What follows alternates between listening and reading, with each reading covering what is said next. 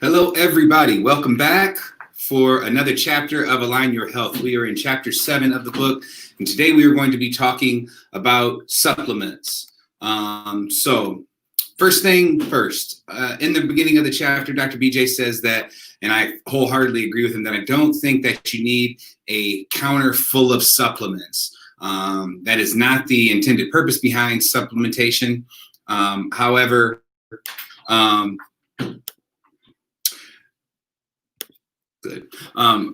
that's not the purpose behind supplementation. However, certain supplements are essential, and we'll be going through those on an individual basis here today. Now, the first thing that Dr. BJ recommends, that we also recommend here in the office, is that a multivitamin is the basis of a supplementation, the very basic thing that you need in your diet.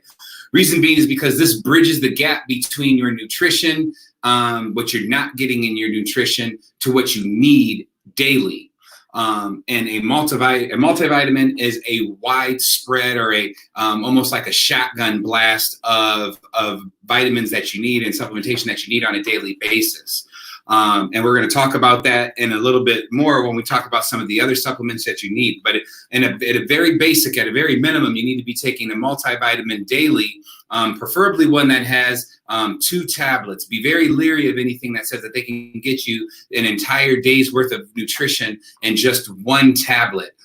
It's very hard to do that because those things take up space. Otherwise, the pills start to get too big, and then people don't want to take them. So each serving size should probably be about 2. The very next supplement that he recommends here is the greens, a greens powder, or supplementing with, or actually eating nutritious greens. Spinach, kale are amongst the top 2. Reason being is because those things are lacking a lot in our diets these days. Across the board. That's the reason why it's called the standard American diet, or the SAD diet for short, is because it contains a lot of highly processed foods that are low in nutritional value. And we're not getting a lot of the foods that don't come without a label that are of the highest nutritional value or the highest nutritional content for us. So if you are somebody that doesn't like to eat vegetables, or you have a hard time getting them in, you absolutely should get a greens powder. Now, years and years ago, greens powders used to taste terrible, but now there are quite a few of them out there that taste great, and they're great for you. Ours is one that is very good. I would recommend that. You can put it directly in water. If you like to do smoothies, you can add it into your smoothie, and it'll help cover the taste that way. But it's one of those things that you absolutely have to have in your diet because of the, number one, for the dietary content. So that it helps you stay regular. But then also getting more greens into your diet is going to help with inflammation levels, which also help with pain and other diseases, such as cardiovascular diseases, brain fog, cognition, memory, those sorts of things. Next on the list here is he's talking about vitamin D3. Now, I take 3 supplements daily. Those would be a multivitamin, a D3, and then omega. Those should be at the basis of what you're doing each day. Reason being, vitamin D plays such a critical role in your health, from fighting things as basic as a common cold, to bone health, to your muscle health, to, again, with brain and cognition, to fighting cardiovascular diseases. Almost every disease that a person will test positive for, when they've been tested, they found that they are deficient in vitamin D. Now, vitamin D, it does so much in your body. It helps with calcium and phosphorus. It's a precursor for that. It does so much, it almost acts like a hormone, and therefore it becomes extremely important in your body. In fact, it's so important that when you become deficient in it, from a medical perspective, they'll put you on a very high dosage for a long time if you are about 50,000 IUs per 1 to 2 times per week, depending on how deficient you are, to get that higher.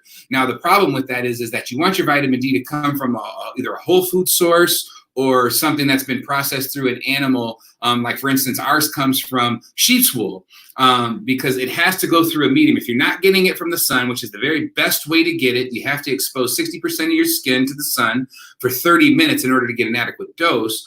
Then you need to be supplementing if you're not doing that.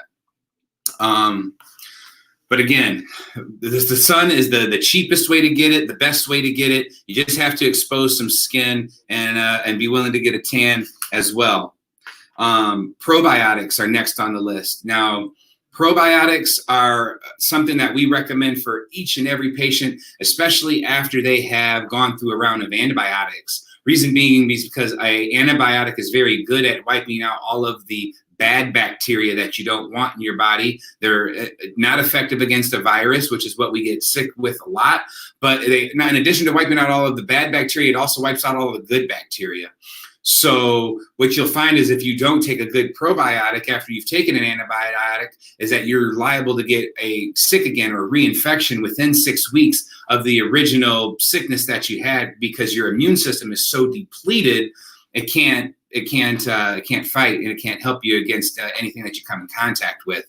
But day to day, probiotics are also going to help you with your digestion, also help you with your immune system, as well as your gut health. And we're learning more and more each and every year about how important the gut microbiome and how important gut health is. Next on the list, he talks about omega-3, which I mentioned. Now, omega-3, you can get that from getting fish in your diet. You want to eat fish 1 to 2 times a week. Again, not farm raised, preferably wild caught salmon, or some of the smaller fish that you see. The bigger a fish gets, the more fish it eats. And as you know, when you eat something, you exhume its toxicity. So the bigger a fish gets, the more fish it's eaten, the more toxic it's liable to be. A classic example of that would be tuna. Tuna, very popular, but when it's caught, it's about an 800-pound fish, and it's arguably one of the more toxic fish that you can get. Now, another thing that he talks about in here with omega-3 is omega-6. Now, a lot of us get enough omega-6 in our diet that we don't need to worry about supplementing that. But you do need to get a good source of omega-3. And at the end of the video, we're going to talk about what you need to look for out of a lab to make sure that you're getting quality supplements. Next thing on the list is detox. Now, we talked about detoxing last week briefly. I think detoxing and ours that we have in the office is the easiest one to do. The reason you need to do it is because when your toxin load builds up, you can start to show other symptoms like skin issues or skin rashes. Other people start to display seasonal allergies. So mucus is just another way that your body deals with toxin load, in addition to sweating and urine and fecal matter. So if you're getting seasonal allergies, it could be an indicator that your toxin load is so high that you need to detox so that your inflammation levels in your body can come down and you can begin to deal with the things in the air. Now, as I mentioned, ours is one of the easiest ones to do. I believe it, in my opinion, it's the only 2-part detox system I've ever seen.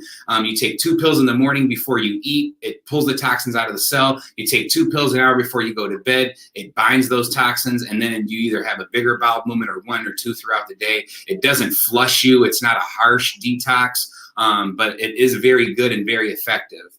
The other thing he talks about in here is antioxidants. Now, you get a lot of antioxidants from eating quality food. And the reason that you need antioxidants is because molecules become damaged or oxidized over time, which leads to disease, more specifically cancer. So getting those good antioxidants in your diet is going to be essential for being a healthy individual. The next thing he talks about here is detox. Now, the detox he talks in here about is the elemental detox, which talks about powders and clays and diatomaceous earth. I'm not going to get into that here on this this video because it's a little bit deeper of a detox that most people don't do, and some people don't need. However, if you do have questions about that or need help with that, feel free to reach out on any of the platforms and we can help talk about bentonite clay or diatomaceous earth or whatever you need. Next thing he talks about in here is exercise. Now, the reason that it's mentioned in here is because with detoxing, one of the most powerful supplements you can get in detoxing is glutathione. It is naturally made in your body, but can be depleted over life. However, it can be consumed through healthy green leafy vegetables, healthy foods. You can also build it up through exercise. So sweating, in addition to, that is obviously a way that you would detox, but building up your glutathione through exercise is another great way that you can detox as well.